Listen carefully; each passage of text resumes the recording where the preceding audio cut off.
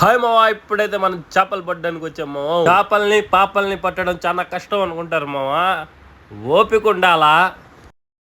ఉంది అట్లా లాగుతూ ఉంటుంది అనమాట రాయి. आईना में भाई हाथ में लगता है బండ ఉఠానావా? दे दे दे పకడ్ పకడ్ పకడ్ పకడ్. మనకైతే సరైన చేప ఏదో తగిలేసింది మావా. వెయిట్ మటుకు 6-5 కేజీలు ఉంటుంది అనుకుంటున్నాను.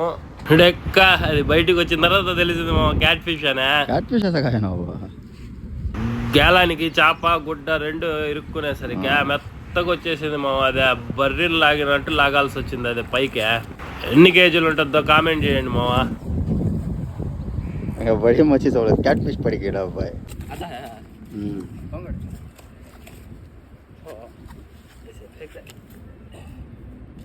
पानी खड़ा था क्या हुआ